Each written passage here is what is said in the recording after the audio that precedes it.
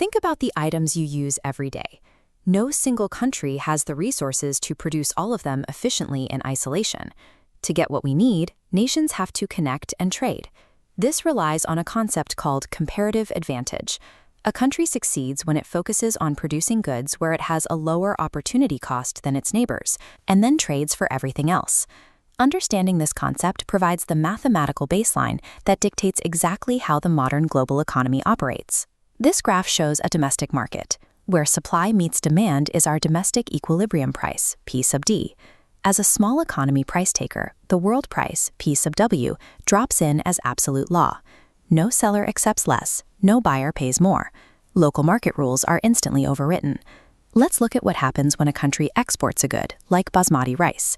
Suppose the domestic price is 40 rupees, but the world price is much higher, sitting at 100 rupees. Domestic sellers see that higher price and drastically increase their supply to chase profits. Meanwhile, domestic buyers are forced to reduce their consumption because the rice is now too expensive. The gap right here between domestic demand and domestic supply becomes the country's exports. This shifts the economic welfare of the country. Domestic consumers lose a large chunk of their surplus to the higher prices, but producers gain massively. The market captures this new triangle of surplus, area D, which didn't exist before. Even though consumers feel the pinch of higher prices, the total economic surplus rises. Mathematically, exporting is a net win for the nation as a whole. Now, let's reverse it and look at an importing scenario using Chinese laptops. Without trade, a laptop costs 30,000 rupees domestically. When trade opens, the world price drops to 15,000 rupees. Consumers flood the market to buy these cheaper laptops, pushing demand way up. But domestic producers cannot compete at that price and are forced to slash their output. This shortfall is filled entirely by imports. The welfare shift reverses.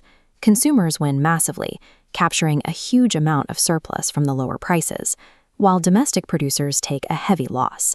Once again, area D pulses to show a net gain in total surplus.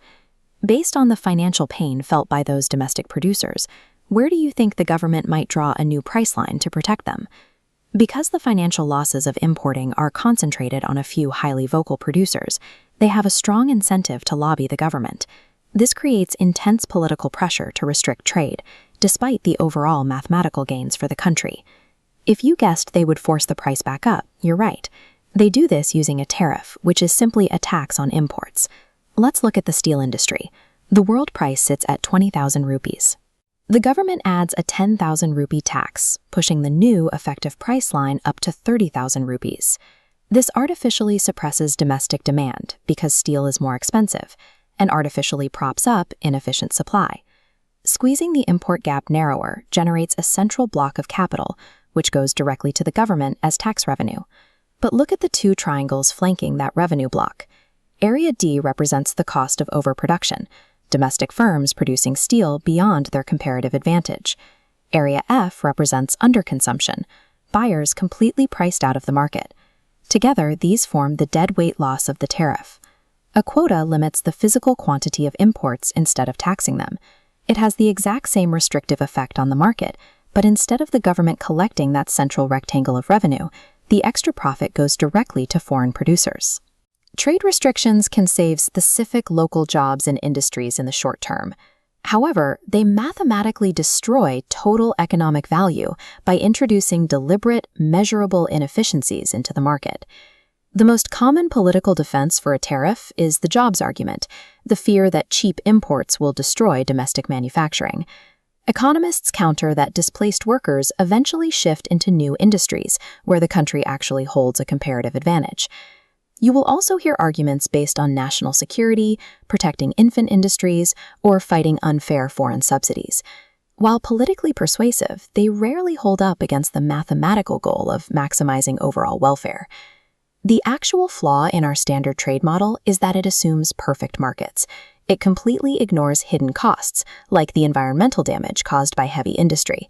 We call these negative externalities. These are costs paid by society as a whole, rather than just the buyer or the seller. For example, urban smog for factories choking city air and damaging public health. To fix this, we calculate the social cost, which equals the private cost plus the external cost. When negative externalities exist, the free market fails to account for them, making government intervention a mathematical necessity. This chart summarizes everything we've covered.